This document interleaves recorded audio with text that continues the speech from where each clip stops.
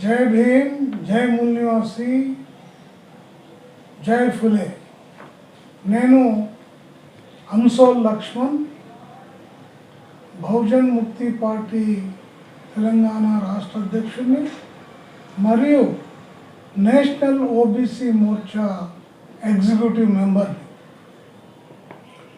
ఈరోజు బీసీలకు ఏదైతే జరుగుతున్నదో అన్యాయాన్ని గురించి భారత్ ముక్తి మోర్చా, రాష్ట్రీయ పిछड़ा वर्ग మోర్చా అంటే నేషనల్ ఓబీసీ మోర్చా, వామన్ మేశ్రామ్ గారు భారత్ ముక్తి మోర్చా జాతీయ అధ్యక్షులు, అదేవిధంగా వికాస్ చౌదరి పటేల్ గారు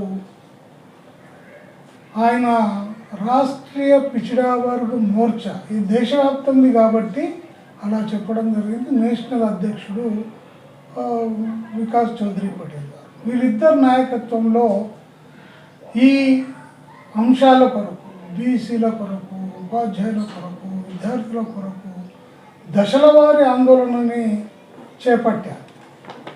దాంట్లో మొట్టమొదటిది 6 మార్చి రోజున 725 జిల్లాలో రిప్రజెంటేషన్ ఇవ్వడం జరిగింది. మరి అది రెండవ దశలో కూడా ధర్నాలు నిర్వహించడం జరిగింది 725 జిల్లాలలో.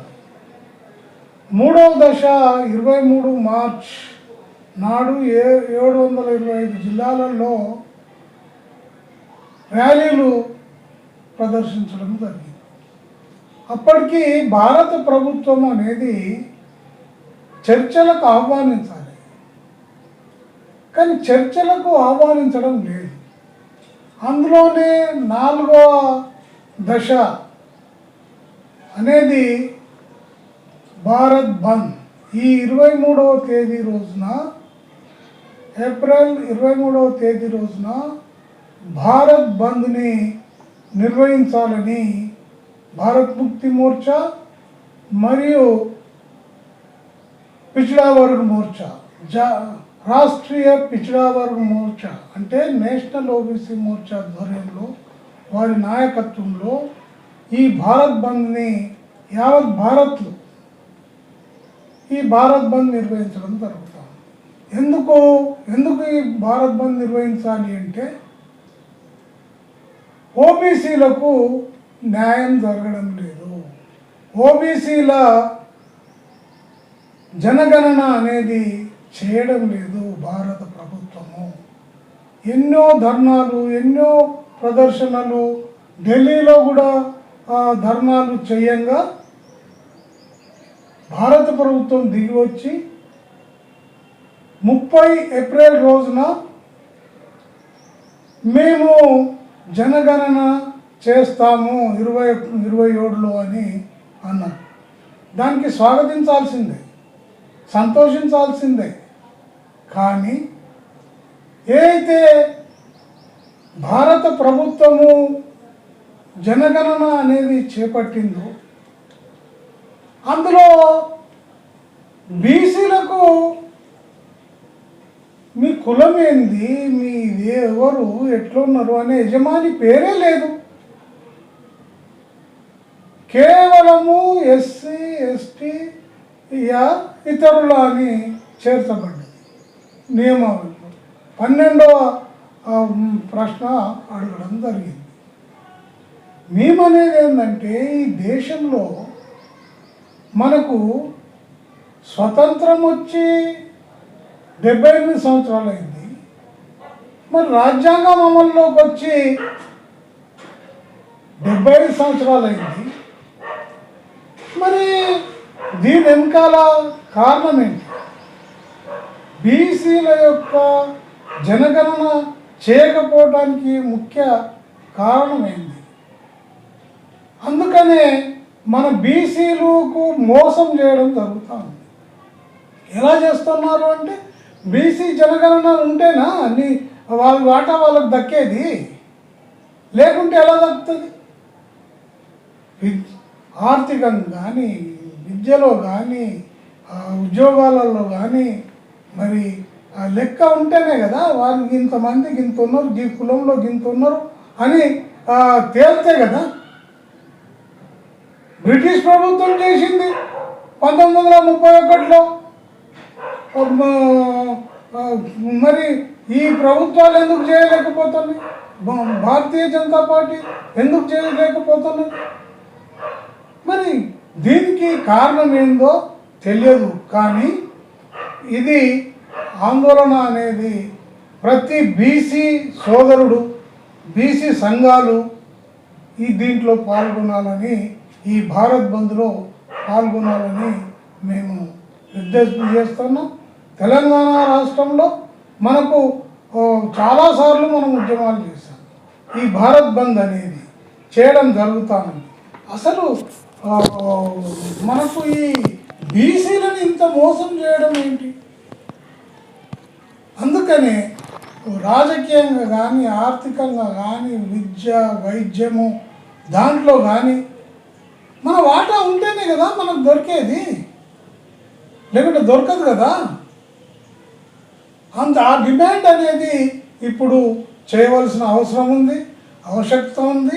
ఇప్పుడు పోతే అవకాశము మళ్ళీ మన బీసీ సోదరులకు రాదు. మరి దీని మీద మనం ఉధృతంగా ఆందోళన చేస్తున్నాము. మొదటి అంశమే అది ఉన్నది.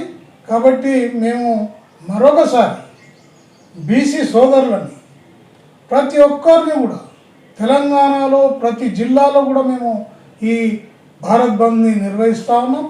తప్పకుండా అన్ని జిల్లాలలో మనం సక్సెస్ అవుతాం. తప్పకుండా పెద్ద ఎత్తున ఈ భారత్ బంద్ని నిర్వహిస్తున్నాం. వామన్ మేశ్రామ్ గారి నాయకత్వం, మరి వికాస్ చౌదరి పటేల్ గారి యొక్క నాయకత్వంలో తప్పకుండా ఈ దేశవ్యాప్తముగా ఈ ఓబీసీలు అనేది ఉధృతంగా తయారు చేస్తూ ఉన్నారు. తప్పకుండా భారత్ బంద్ సక్సెస్ అవుతుందని ఈ సందర్భంగా నేను కోరుతా ఉన్నాను. అదేవిధంగా ఇంకోటి, మనకు మహిళా బిల్లులు పెడతా ఉన్నాం. మేము స్వాగతిస్తాం మహిళా బిల్లుని. కానీ ఫులే గారి ఆశయం ఏంది? బాబాసాహెబ్ గారి ఆశయం ఏంది? అంటే బీసీలకు రిజర్వేషన్ వద్దా? బీసీల రిజర్వేషన్ చేయకుండానే మహిళా బిల్లు పెడతాంటే ఎట్లా? కాబట్టి దయచేసి మేము నరేంద్ర మోడీ గారిని విజ్ఞప్తి చేసేది ఏంటంటే, బీసీ మహిళలకు కూడా అందులో వాటా కల్పించాల్సిందే, వాళ్ళ రిజర్వేషన్ అనేది ఉండవలసిందే. అప్పుడే ఆ మహిళా బిల్లుకు సాధికారత అనేది ఉంటుంది. దానికి మేము బీసీ బిల్లుని పెడితే ఓబీసీలు అందరూ కూడా తిరగబడే వస్తాము. తప్పకుండా ఆ బీసీ బిల్లులో బీసీలకు, మహిళలకు కూడా రిజర్వేషన్ ఏర్పాటు చేయాలని మేము తప్పకుండా రేపు పెట్టబోయే బిల్లులో చేయాలని కూడా మేము గట్టిగా పోరాటం చేస్తాం. కాబట్టి మేము మరోసారి ప్రధానమంత్రి గారిని విజ్ఞప్తి చేసేది ఏంటంటే, మీరు బీసీ ప్రధానమంత్రి, మాకు న్యాయం చేయకపోతే ఎలా అవుతుంది? బీసీలకు న్యాయం చేయాలి కదా మీరు. మరి బీసీ అయి ఉండి కూడా బీసీ జనగణన చేస్తలేరు, బీసీల దాంట్లో ఇంక్లూడ్ చేస్తలేరు ఆ ఫార్మెట్లో. ఇది ఎంతవరకు న్యాయం అని మేము విజ్ఞప్తి చేస్తాము మరోసారి నరేంద్ర మోడీ గారిని. అది బీసీ బిల్లులో తప్పకుండా మహిళలని దాంట్లో ఇంక్లూడ్ చేయాలి, వాళ్ళ రిజర్వేషన్, బీసీ రిజర్వేషన్ అనేది పెట్టాలనేది నేను గట్టిగా కోరుతాను, డిమాండ్ చేస్తాను. అదేవిధంగా రెండవ పాయింట్ ఏంటంటే, ఎస్సీ, ఎస్టీ, బీసీ పిల్లలకు హయ్యర్ ఎడ్యుకేషన్లో కూడా వివక్షత చూపిస్తూ ఉన్నారు.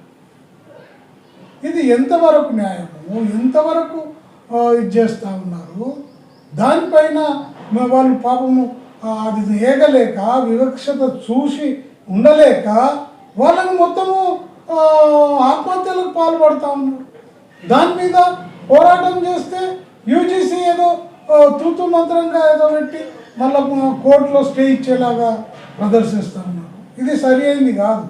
అందుకనే వాళ్లకు సరి అయిన జీవో ఇచ్చి, సరి అయిన చట్టం చేసి, వేముల లాంటి పిల్లలు ఎంతోమంది ఈ దేశంలో ఆత్మహత్యలు చేసుకుంటూ ఉన్నారు. ఎందుకు చేసుకుంటున్నారు? వాళ్ళకు వివక్షత ఏర్పడతాను. నువ్వు ఎస్సీ అని, నువ్వు ఎస్టీ అని, నువ్వు బీసీ అని, మీరు దేనికి ఇదవుతారని వాళ్ళని వివక్షిస్తున్నారు, వాళ్ళని హింసిస్తున్నారు. అందుకనే దేశవ్యాప్తంగా దీని మీద చట్టం చేసి న్యాయం చేయాలని విజ్ఞప్తి చేస్తున్నాను. అదేవిధంగా ముఖ్యంగా ఉపాధ్యాయుల మీద ఎందుకయం ఇది, అది ఒక భారత పౌరులను తయారు చేసే విద్యార్థులని చదువు చెప్పేటోళ్ళు ఒక దశలో స్వామి వివేకానంద ఏమన్నాడో తెలుసా, backbone of the teachers are backbone of the nation అన్నాడు.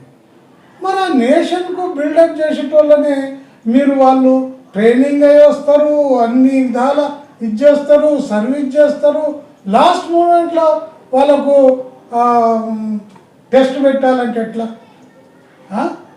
ఈ టెస్ట్లు వాళ్ళకి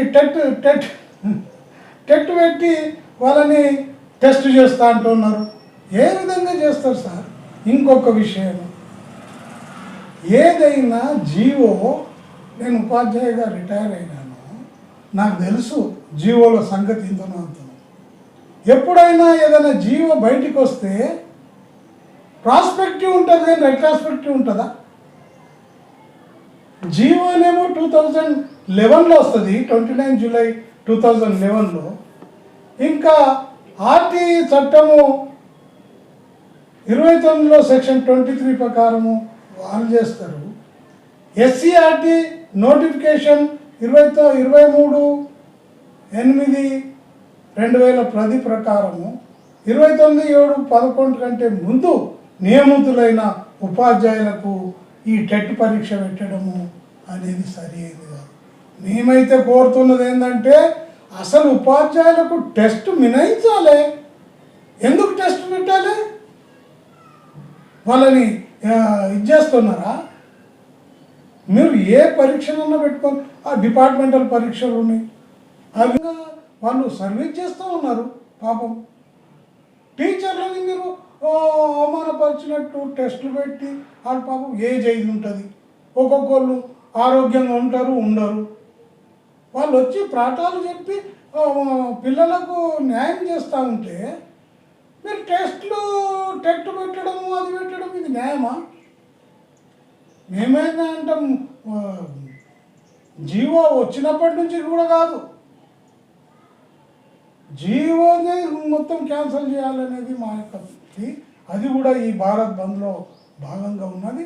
ఉపాధ్యాయులు అందరూ కూడా, ఉపాధ్యాయ సంఘాలు కానీ ఉపాధ్యాయులు కానీ అధిక సంఖ్యలో ఈ భారత్ బంద్లో పాల్గొనాలని నేను ప్రతి ఉపాధ్యాయునికి నేను విజ్ఞప్తి చేస్తూ ఉన్నాను. ఉపాధ్యాయులు అంటే వాళ్ళు దేశానికి ఎంత మేలు చేస్తారు. ప్రతి ప్రధానమంత్రి కానీ, ఇంకే మంత్రి కానీ, ఎవరన్నా కానీ, ఐఏఎస్లు కానీ, ఐపీఎస్లు కానీ వాళ్ళ దగ్గర పాఠాలు నేర్చుకునే కదా వాళ్ళ మీద ఈరోజు మీరు ధ్వజమెత్తుతున్నారు. అది కాదు కదా. కాబట్టి మేము ఈ టెట్కు నిరసనగా ఈ భారత్ బంద్ అని వామన్ మేశ్రామ్ గారి నాయకత్వంలో, మరి వికాస్ చౌదరి నాయకత్వంలో ఈ భారత్ బంద్ నిర్వహిస్తాను. తెలంగాణ 33 జిల్లాలలో కూడా తప్పకుండా దీన్ని ప్రదర్శిస్తాం. ప్రతి మండలంలో, ప్రతి జిల్లాలో, ప్రతి రాష్ట్రం వ్యాప్తంగా మొత్తం ఈ భారత్ బంద్ జరుగుతుంది. తప్పకుండా దీన్ని ప్రతి ఒక్క బీసీ సోదరుడే కాదు, ఎస్సీ, ఎస్టీ, బీసీ మైనార్టీలు కూడా దీంట్లో పాల్గొని, ఇది రేపు రాబోయే రోజుల్లో, ఈరోజు బీసీలది లేదు, రేపు ఇంకొకళ్ళది ఈ భారత ప్రభుత్వం అనేది ఏం చేస్తుందో మనకు అర్థం కావట్లేదు. కాబట్టి తప్పకుండా ప్రతి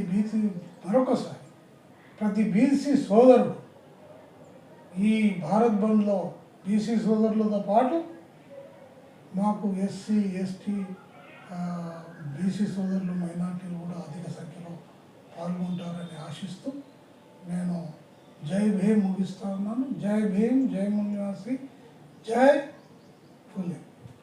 ధన్యవాదాలు.